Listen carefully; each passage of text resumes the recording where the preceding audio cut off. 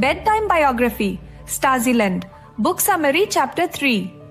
Have you ever wondered what it feels like to live under constant watch? Julia Barron lived like that. She was born in 1966. Her parents were teachers. They taught her to keep her head down. They wanted a safe, quiet life for her. No trouble, no attention from officials. That was the plan. Even at home, the family avoided talking about politics. By the time Julia grew up, everyone in East Germany assumed they were watched. People expected that phones could be tapped. They expected strangers to be listening. This feeling shaped most days. It changed small choices and big ones too. One of the rare chances to meet foreigners came at the Leipzig Trade Fair. It ran twice a year. People from both sides of the Iron Curtain came to show goods. They also mixed in the cafes and halls. When Julia was 16, she got a job at the fair. She spoke languages well. She worked as an usher for international guests. There she met an Italian man. He worked at a computer company. He was in his early 30s. They talked at the fair. They stayed in touch after the event ended. A long-distance relationship began. He could visit only twice a year with state permission. They also met in Hungary sometimes. Hungary allowed both East and West visitors. It felt like a small window to another world.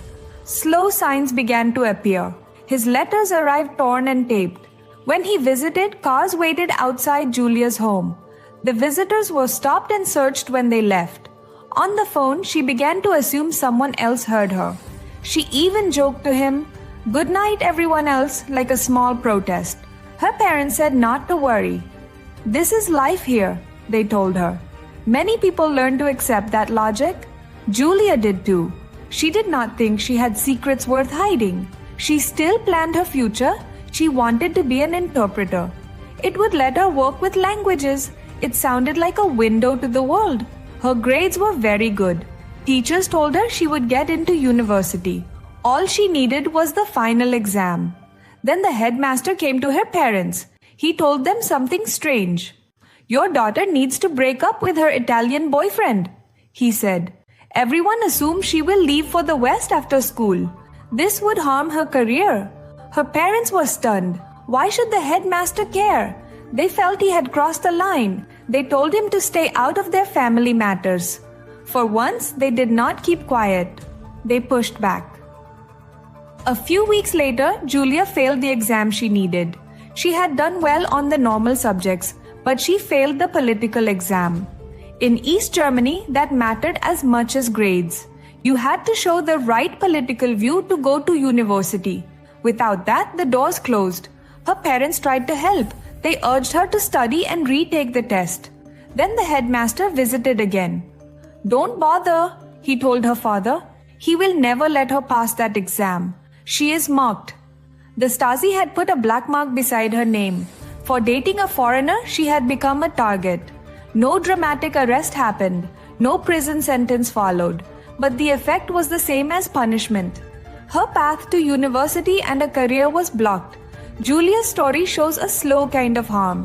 It comes from always being watched. It comes from a system that decides who can move up.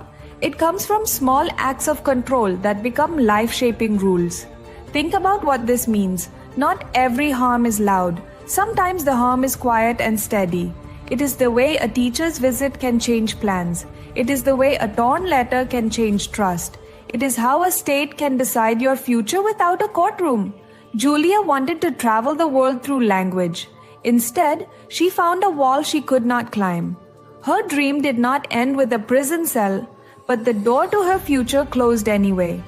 She learned how powerful small choices and whispers can be. If you read the book that tells her life, you will see more. You will see how a watching state can shape the smallest things. You will see how family choices and one visit from a headmaster can change a life. Julia's life asks a quiet question. How much of your future should strangers be able to decide? As you watch this chapter, ask yourself this.